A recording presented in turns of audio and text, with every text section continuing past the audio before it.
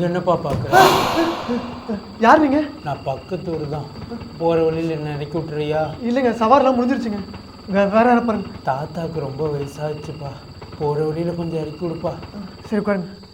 ஊருக்குள்ளே போன வாரம் நந்தினியும் ஒரு பொண்ணு செத்து போச்சுல, அதை பற்றி ஏதாச்சும் தகவல் தெரியுமா? தாத்தா இப்போ அதெல்லாம் எதுக்கு தாத்தா?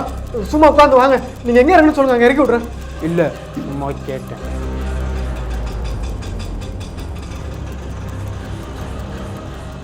போடா, இங்கே யாரோ ஒரு ஆள் இருக்காங்க.